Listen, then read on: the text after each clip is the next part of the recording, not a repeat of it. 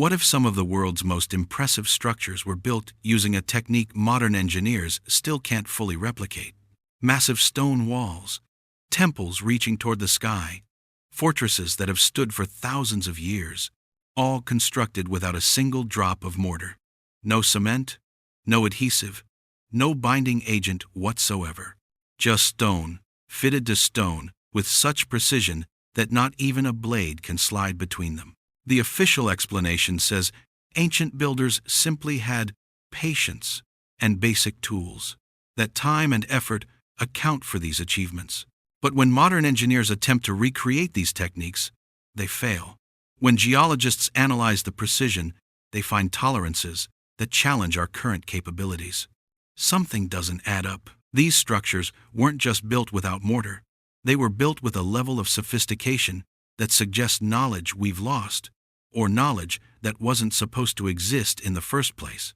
Today, we're examining 10 impossible walls that defy conventional explanations. Structures where the engineering surpasses what should have been possible. Places where the official timeline crumbles under scrutiny. Each case presents the same pattern. Massive stones, perfect fits, no mortar, and techniques that modern technology struggles to match. The evidence has been documented by engineers, measured by scientists, and photographed from every angle. What that evidence reveals challenges everything we think we know about ancient capabilities. Fair warning, this contradicts the narrative you learned in school. But the stones don't lie. Number 1 takes us to Peru, to a fortress that shouldn't exist. Sacsayhuaman sits above Cusco, a massive complex of walls that has puzzled engineers for centuries. The official story claims the Inca built it around 1400, using bronze tools and human labor. Here's the problem. The stones are enormous. One block weighs over 300 tons. That's 600,000 pounds. The size of a small house, and it fits perfectly against its neighbors. No gaps, no mortar, nothing holding it together except precision. The edges curve and interlock, three-dimensional puzzle pieces carved from solid rock. Each surface matches its neighbor exactly. Modern stonemasons have examined the joints. They can't explain how it was done. The tolerances are measured in fractions of millimeters, the kind of precision that requires laser-guided equipment today. But the Inca supposedly used bronze chisels and stone hammers. Try to imagine the process. Quarrying a 300-ton block, moving it several miles, lifting it into position, then shaping it to fit perfectly against irregular neighbors, all without cranes, without steel tools, without mortar to hide imperfections. Engineers have calculated the logistics, the weight distribution, the forces involved. Their conclusion? It shouldn't be possible with the technology attributed to that era. In 1956, a team of geologists studied the stone composition, andesite and diorite, some of the hardest rock on Earth. Bronze tools would barely scratch the surface. Yet these blocks show smooth, precise cuts. Some surfaces are so flat they meet optical standards, the kind of flatness used in modern precision instruments. Here's where it gets stranger. The largest stones sit at the bottom, the smallest at the top. That's backwards from how ancient construction usually worked. Builders typically started with manageable stones and got more ambitious as they learned. This suggests the builders started with full knowledge, complete mastery from day one. The archaeological record offers no progression, no learning curve, no trial and error, just immediate perfection. Spanish conquistadors asked the Inca about the walls. The Inca claimed they didn't build them. They said giants built them before their time. That testimony was recorded by multiple Spanish chroniclers, then dismissed as primitive mythology. But what if it wasn't mythology? What if the Inca inherited these structures from an earlier civilization with capabilities we don't understand? Earthquakes have struck Cusco repeatedly over 5 centuries. Spanish colonial buildings crumbled. Modern structures required repairs. The walls of Sacsayhuaman didn't move. The stones remained locked together. No mortar needed. The precision itself provides earthquake resistance. Each stone distributes force to its neighbors. The entire wall functions as one flexible unit. That's not primitive construction. That's advanced engineering. Number 2 brings us to Greece. To walls so impressive they were attributed to mythical giants. Mycenae, Bronze Age fortress, home to the famous Lion Gate. Cyclopean masonry, that's what archaeologists call it, named after the Cyclops of Greek mythology. Because ancient Greeks looked at these walls and decided only giants could have built them. The blocks are massive, irregularly shaped, fitted together without mortar. Some weigh over 20 tons. Official dating places construction around 1300 BCE. That's over 3,000 years ago. The Bronze Age Greeks supposedly built these walls using copper tools and basic leverage. Here's what makes that problematic. The stones don't just stack, they interlock. Each block has a unique shape. Polygonal faces that match their neighbors precisely. Three-dimensional jigsaw pieces carved from limestone. Modern analysis shows the joints were planned. This wasn't random stacking. This was calculated engineering. Someone mapped out how irregular stones would fit together, then executed that plan with precision, without computer modeling, without laser measurements, using tools that shouldn't have been capable of this work. Archaeologist Heinrich Schliemann studied these walls in the 1870s. He documented the construction techniques. His conclusion? The skill level exceeded what Bronze Age technology should have allowed. But his findings were dismissed. The narrative was already established. Bronze Age Greeks built these walls through determination and labor. Evidence that contradicted that narrative was explained away or ignored. In 1998, a team of structural engineers analyzed the wall's stability. They discovered something remarkable. The irregular fitting actually increases structural integrity. The varied shapes distribute stress more effectively than uniform blocks. That's sophisticated knowledge. Understanding stress distribution, predicting how forces move through irregular geometry. Bronze Age builders supposedly lacked that knowledge. Engineering principles came much later, according to conventional history. Yet here stands proof that someone understood those principles over 3,000 years ago. The walls have survived earthquakes, wars, and 3 millennia of weather. No mortar, no reinforcement, just stone against stone. Modern attempts to recreate the technique have failed. Without mortar to fill gaps, creating stable walls from irregular blocks requires extraordinary precision. Precision that modern tools can barely achieve. Yet ancient builders accomplished it with copper and stone. The official explanation relies on unlimited time and labor. Given enough workers and enough years, anything is possible. But that doesn't explain the knowledge. The understanding of stress and geometry, time and labor don't create sophisticated engineering principles. Knowledge does. And that knowledge had to come from somewhere. Number 3 takes us to Lebanon, to a mystery that continues baffling engineers. Baalbek, ancient city in the Bekaa Valley, site of the Temple of Jupiter. But beneath the Roman temple lies something older, something that doesn't fit the timeline. The foundation platform. 3 stones, known as the trilithon. Each stone weighs approximately 800 tons. That's 1.6 million pounds per stone. They sit perfectly fitted, 20 feet above ground, with no mortar between them. And they've been there for thousands of years. Nobody knows exactly how long. The Romans built their temple on top of this platform, but they didn't build the platform itself. Roman records make no claim to constructing the foundation. They built on top of something already there. Something they couldn't recreate. Something they didn't understand. Modern cranes can lift about 200 tons safely. Specialized heavy lift cranes can manage more. But moving an 800-ton stone remains an extreme engineering challenge today. Yet someone did it in the ancient world, multiple times, then placed these stones with precision. In 1963, German archaeologists conducted extensive studies of the site. They documented everything meticulously. Their conclusion?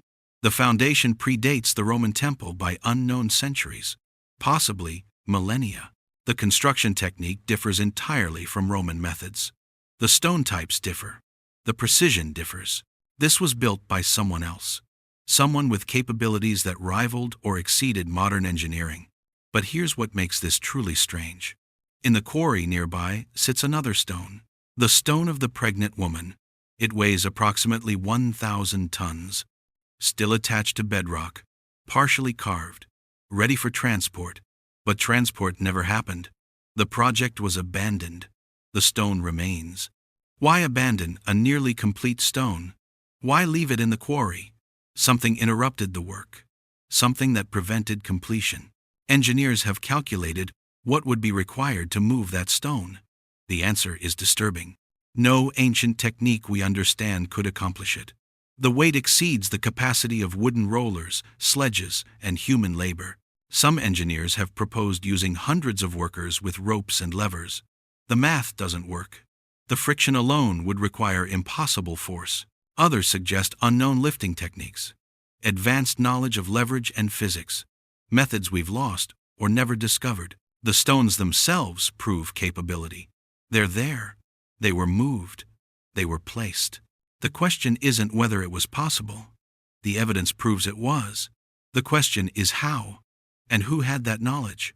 The official explanation offers no satisfying answer, just vague references to lost techniques and determination.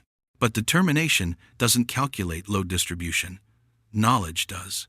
And that knowledge existed thousands of years before modern engineering emerged. Number 4 brings us to Egypt, to a site that predates the pyramids, the Osirion at Abydos, an underground structure discovered in 1903, built from massive blocks of red granite and sandstone, fitted without mortar, with precision that rivals modern standards. The official dating places it around 1300 BCE, part of a temple complex built by Seti I. But geologists who studied the weathering patterns found something disturbing. The erosion suggests much greater age. Water erosion, deep grooves carved by flowing water, the kind of erosion that takes thousands of years to develop. Egypt's climate has been arid for millennia. When was there enough water to cause that erosion? Geologist Robert Schoch studied the site in 1991. His analysis suggested the structure could be thousands of years older than official dating claims. That created controversy, because it implied a sophisticated civilization existed before recorded history. A civilization capable of cutting and moving 100-ton granite blocks, of placing them with millimeter precision, of creating structures designed to last millennia. The construction technique matches what's seen at other impossible sites. Massive stones, irregular shapes, perfect fits, zero mortar. Each block was custom shaped to fit its position. The joints are so tight that paper can't slide between them. Modern granite cutting requires diamond-tipped saws and precision equipment. Ancient Egyptians supposedly used copper tools and sand abrasion. Tests have shown that copper tools and sand can cut granite slowly, very slowly. But that doesn't explain the precision. Cutting granite is one thing. Cutting it to tolerances measured in fractions of millimeters is another. That requires measurement tools, understanding of geometry, quality control processes. The official narrative doesn't account for those requirements. It focuses on the cutting while ignoring the precision. The Osirion also shows knowledge of hydrology. The structure was designed to interact with the water table, to remain partially flooded. That's not simple construction. That's engineering. Understanding water behavior, predicting seasonal variations. Knowledge that supposedly didn't exist in 1300 BCE, yet there it stands. Underground, massive, precise, weathered by water that shouldn't have been there. Mainstream archaeology dismisses the geological evidence. The dating is established. The timeline is fixed. Evidence that contradicts accepted chronology is explained away or ignored. But the stones remain. The erosion remains. The precision remains. And they all tell a story that doesn't match official history. A story of capabilities that predate recorded civilization, of knowledge that challenges our understanding of human development.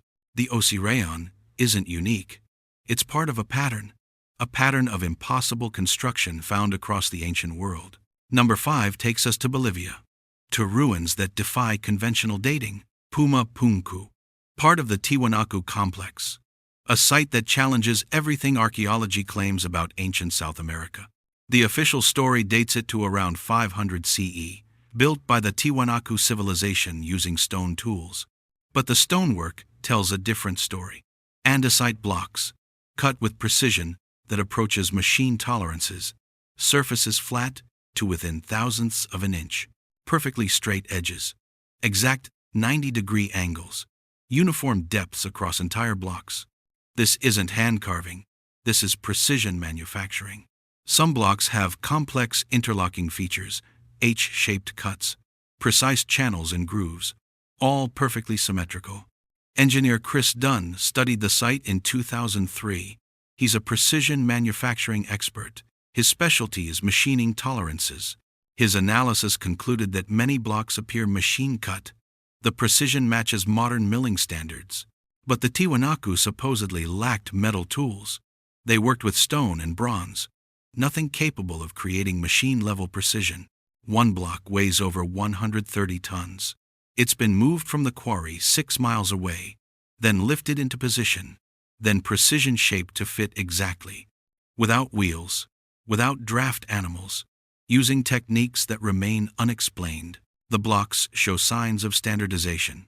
Multiple pieces with identical features, suggesting they were produced using templates or patterns.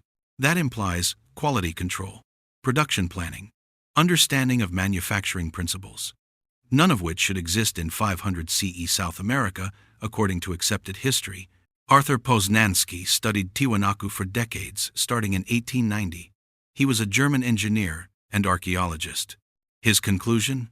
The site is much older than claimed, possibly over 10,000 years old. He based this on astronomical alignments. The structures align with celestial positions that matched Earth's axis tilt thousands of years ago. Mainstream archaeology rejected his findings. The dating was established. His evidence was dismissed. But recent studies have reopened those questions. The precision is too exact to ignore, the techniques too advanced to explain with accepted tools. What happened at Puma Punku? How were these stones shaped with such precision? The official answer is time and patience. Given enough effort, anything is possible. But that doesn't explain machine-level tolerances. Patience doesn't create perfect 90-degree angles. Knowledge does. Equipment does. And someone at Puma Punku had both. The site shows signs of catastrophic destruction. Blocks scattered. Structures demolished. As if massive force struck suddenly. Some researchers suggest earthquake. Others propose flood. The damage pattern doesn't match either completely. What's clear is that something ended this civilization, something that prevented completion of their work, and they left behind evidence of capabilities we can barely match today. Number 6 returns us to Peru, to walls that have confused historians for generations. The streets of Cusco, modern city built on ancient foundations, where Inca construction meets something older. Walk through Cusco's old quarter and you'll see 2 distinct styles. Upper walls are clearly Inca, regular stones, good craftsmanship, but nothing extraordinary. Then there are the lower walls, the foundations, massive polygonal blocks fitted with impossible precision. No mortar, stones with 12 angles, surfaces that curve and interlock in 3 dimensions. The official story claims the Inca built everything. But Inca accounts tell a different tale. When Spanish chroniclers asked about the ancient walls, Inca rulers said they inherited them, built by earlier peoples with knowledge the Inca didn't possess. That testimony appears in multiple Spanish colonial records, then gets dismissed as legend. But what if it's accurate history? What if the Inca built on top of foundations they couldn't recreate? The stonework quality supports this. The lower blocks show mastery. The upper blocks show competence. They're not the same skill level. Engineer Jean-Pierre Protzen conducted experiments in the 1980s. He tried replicating the technique using Inca-era tools. He managed to shape stones with tremendous effort, but he couldn't achieve the precision seen in the ancient walls. The tolerances were too tight, the curves too exact. His best attempts showed visible gaps, The ancient builders had no such gaps. Every surface meets perfectly. Every angle calculated precisely. Some blocks have protrusions, knobs on the surface, that serve no structural purpose. They're decorative or symbolic. But carving decorative features into blocks that weigh tons suggests confidence, complete mastery of the material. You don't add unnecessary complexity unless you're certain of your technique, unless the basic work is trivial to you. The blocks also show signs of sophisticated planning. Each stone is unique, yet they all fit together in a predetermined pattern. Someone mapped this out, calculated each shape, knew exactly how irregular pieces would interlock. Without computer modeling, without blueprints as we know them, using methods we don't understand. In 1950, an earthquake struck Cusco. Magnitude 7.5. Modern buildings collapsed. Colonial structures sustained heavy damage. The ancient polygonal walls didn't crack. The stones remained locked together. The precision prevented separation. That's engineering. Understanding seismic forces. Designing for earthquake resistance. Knowledge that supposedly emerged centuries later.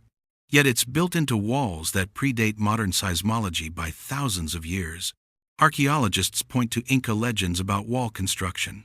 Stories of softening stone with plant juices, of molding rock like clay.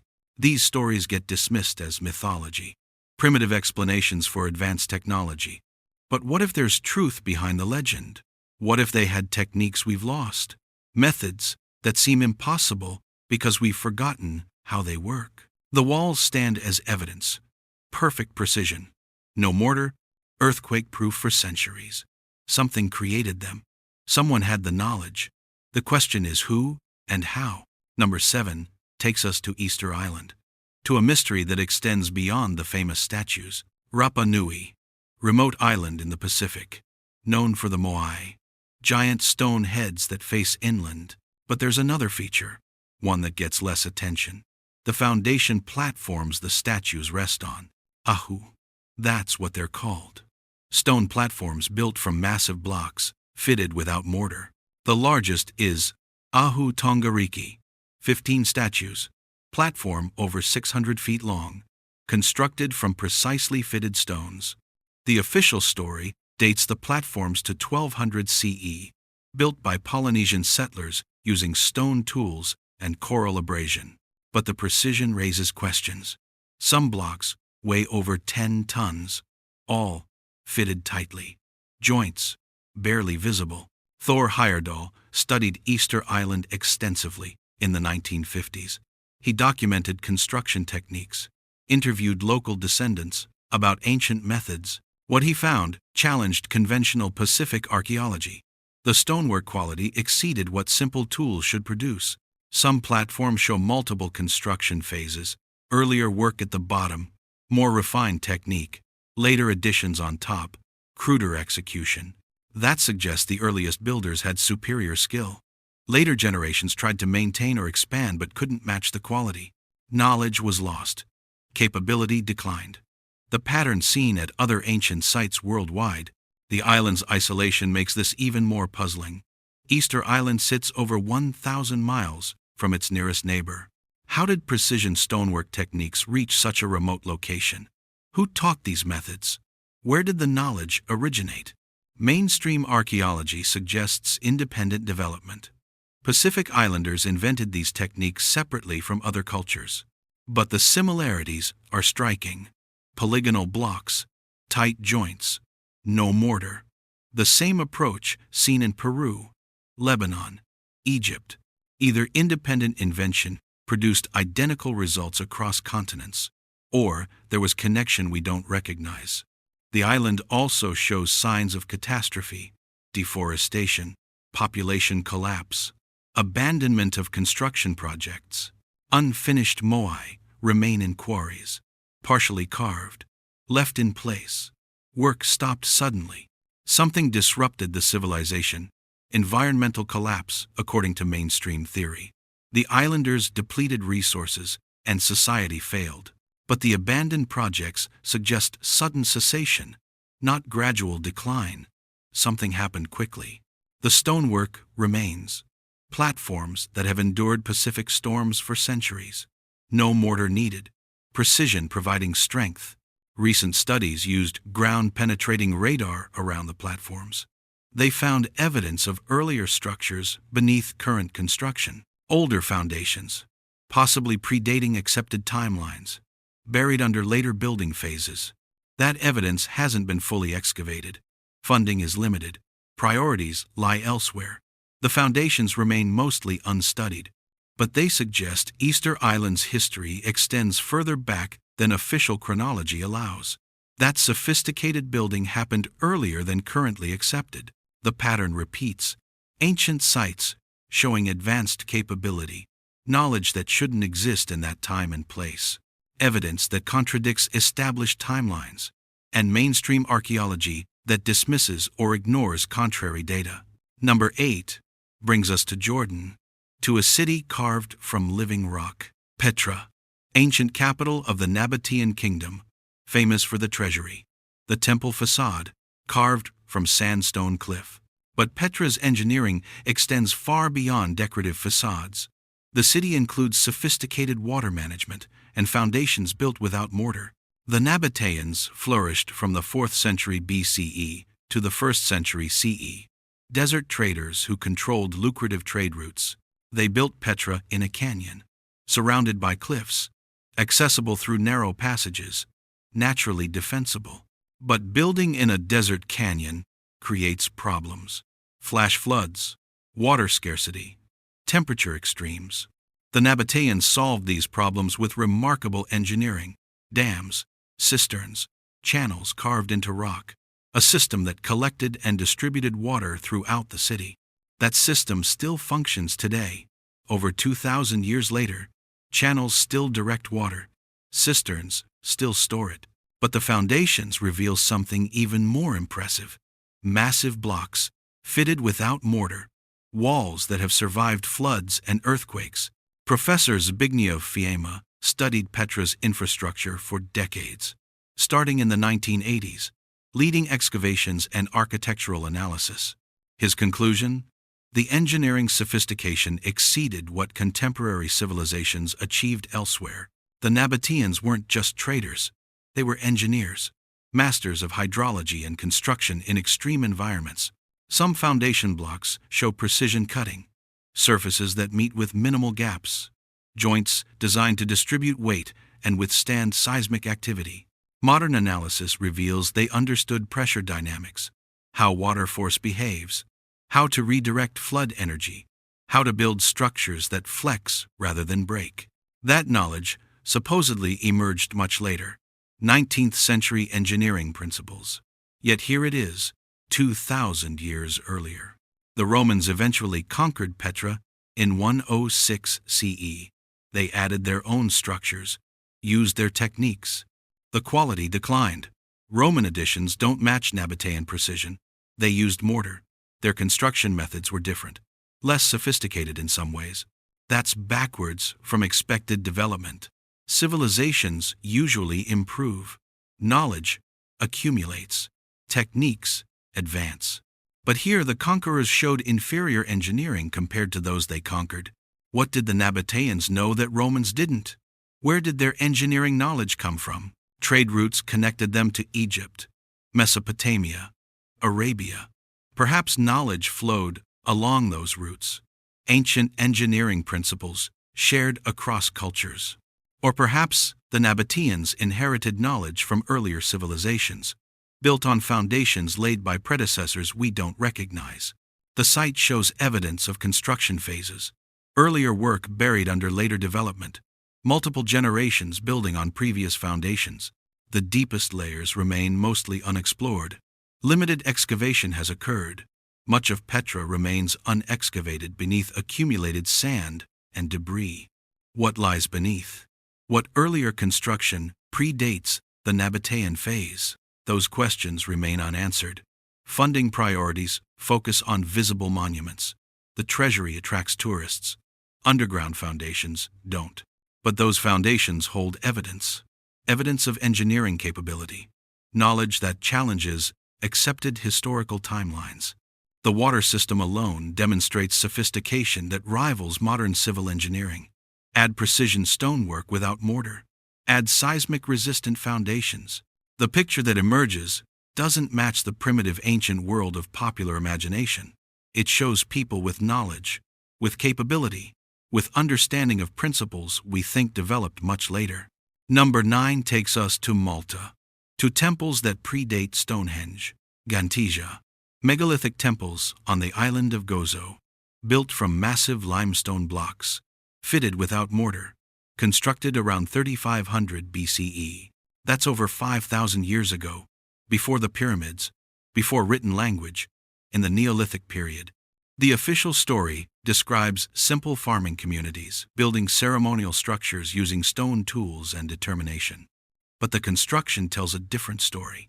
The largest stones weigh over 50 tons, that's 100,000 pounds, moved from quarries, lifted into position, stacked into walls over 20 feet high, all without metal tools, without wheels, without draft animals available in Malta at that time. Archaeologist David Trump excavated Gigantesia in the 1950s. He documented the construction technique meticulously. His conclusion? The engineering knowledge exceeded what Neolithic culture should possess. The stones are roughly shaped, not polished like later Mediterranean work, but the fitting is precise where it matters. Weight-bearing surfaces meet tightly, joints are calculated, load distribution is engineered. Someone understood structural mechanics, knew which surfaces required precision, which could remain rough. That's sophisticated knowledge. Selective application of effort, understanding exactly where precision matters. The temples also show astronomical alignments. Doorways orient to solstice sunrises. Chambers align with seasonal positions. That requires observation, record-keeping, mathematical calculation, knowledge accumulated over generations. Neolithic farmers supposedly lacked writing. No records, no accumulated knowledge base, just oral tradition. Yet they built structures requiring precise astronomical knowledge, engineering principles, multi-generational planning. The site includes multiple temples, built over centuries, each generation expanding on previous work. But the quality remains consistent. The technique doesn't improve significantly. It starts advanced and stays advanced. No learning curve, no progression from crude to refined, just immediate competence, followed by maintenance of standards. That pattern appears at other megalithic sites. Sudden appearance of sophisticated construction, no clear predecessor, no obvious development path. As if the knowledge arrived fully formed, or was inherited from predecessors whose traces have vanished. Malta's temples include Hagar, Kim, and Mnajdra. Similar construction, same time period, same mysterious capability. All built by a civilization that left no written records, no clear successors. They flourished, built extraordinary structures, then disappeared from history. What happened to them? Where did they go? Why did the building stop? The archaeological record shows abandonment around 2500 BCE. The temples fell into disuse. Later, occupants didn't maintain them. Knowledge was lost. Capability disappeared. Later, Maltese cultures couldn't match what their ancestors achieved. In 1980, UNESCO designated Gigantesia a World Heritage Site, recognition of its significance, its mystery. But mainstream archaeology still explains it through conventional frameworks. Primitive farmers, stone tools, time and effort. That explanation ignores the engineering, the astronomical knowledge, the precision where it matters. It focuses on what they lacked: metal tools, writing, advanced technology as we define it. But maybe they had different technology, different knowledge, capabilities we don't recognize because they don't match our development path. The temples stand as evidence. 5,000 years. Massive stones. No mortar. Earthquake resistant. Still standing. Something created them. Someone had the knowledge, the capability. The official explanation doesn't account for that knowledge. It just assumes primitive methods, given enough time, produce sophisticated results. But knowledge doesn't emerge from repetition alone. It requires understanding, teaching, accumulation of principles. And that knowledge had to come from somewhere. Number 10 brings us to Japan, to walls that have protected a city for centuries. Osaka Castle, built in the late 1500s by Toyotomi Hideyoshi, one of Japan's most famous fortifications. The castle's walls use a technique called ishigaki, massive stones fitted without mortar, curved walls that lean inward, designed to resist siege and earthquake. But the technique predates Osaka Castle by centuries. It appears in fortifications across Japan, some dating to much earlier periods. The stones are shaped to fit together, not uniform blocks, irregular polygonal pieces that interlock precisely. Each stone is unique, carefully selected and positioned, the joints barely visible, no mortar needed. This technique withstood centuries of earthquakes. Japan sits on multiple fault lines. Seismic activity is constant, yet these walls remain standing. The flexibility of mortarless construction provides earthquake resistance. Stones shift slightly, then resettle without damage. Modern Japanese engineers studied ishigaki construction extensively. They wanted to understand how ancient builders achieved such earthquake resistance. Professor Masami Kitada led research in the 1990s. His team analyzed wall structures across dozens of sites. Their conclusion? The ancient technique distributes seismic energy more effectively than many modern methods. The curved walls deflect upward force. The irregular fitting allows micromovement without collapse. The weight of upper stones locks lower ones in place. That's sophisticated engineering. Understanding earthquake dynamics. Designing specifically for seismic resistance. Japanese builders supposedly developed this through trial and error. Centuries of experience in an earthquake-prone land, but the earliest examples already show mastery. No progression from crude to refined. The technique appears fully developed. Similar mortarless construction appears elsewhere in Asia, Korea, China. The same principles applied across different cultures, either independent invention or shared knowledge spreading through contact and teaching. The technique requires understanding stone properties, how different rocks behave under stress, which shapes provide maximum stability. It requires mathematical knowledge, calculating weight distribution, predicting how forces move through irregular geometry, and it requires planning. Each wall is designed before construction begins. Stones selected for specific positions. Nothing random about the placement. The Great Kanto earthquake struck Japan in 1923. Magnitude 7.9. Devastation across Tokyo and Yokohama. Modern buildings collapsed. Structures built with modern techniques failed. Over 100,000 people died. But ancient castles with ishigaki walls remained standing. The mortarless technique proved superior to contemporary construction. That's not primitive building. That's advanced engineering. Knowledge that produces results modern methods struggled to match. Today, Japanese engineers incorporate ishigaki principles into modern construction. They've learned from ancient technique, adapted it for current use. But questions remain about origins. Where did this knowledge come from? Who first developed these principles? The archaeological record provides no clear answer. The technique appears, gets refined, spreads across Japan. But the foundational knowledge had to exist first. Someone understood earthquake dynamics. Someone developed mortarless construction specifically for seismic resistance. And that someone predates recorded history in Japan.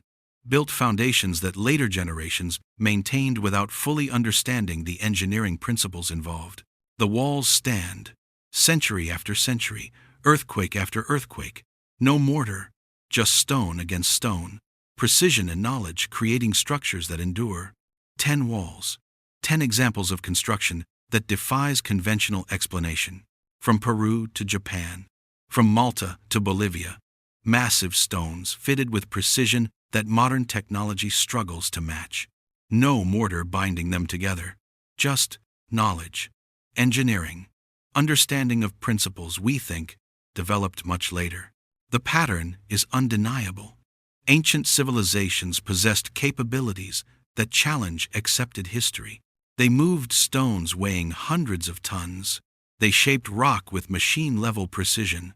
They understood stress distribution, seismic resistance, and structural mechanics, all without the technology we consider essential, without steel tools, without cranes, without computers to model forces and calculate tolerances. Yet they built structures that have endured for millennia, walls that survive earthquakes, foundations that support massive weight, joints so precise that nothing can fit between them. The official explanation relies on time and determination. Given enough workers and years, anything is possible. But that doesn't account for knowledge. Understanding doesn't emerge from repetition. It requires teaching, discovery, accumulation of principles. Someone had that knowledge. Someone taught these techniques. Someone understood engineering at a level that rivals modern capability. The evidence stands in stone, measured, documented, photographed from every angle. Mainstream archaeology acknowledges the precision while minimizing its significance. Yes, ancient builders were skilled, but nothing supernatural or impossible occurred. Just patience and effort. That's the narrative. But engineers who study these walls reach different conclusions. The tolerances are too tight, the techniques too sophisticated, the knowledge too advanced for the attributed time periods. Something doesn't fit. Either ancient civilizations were far more advanced than we recognize, or they inherited knowledge from predecessors we haven't identified.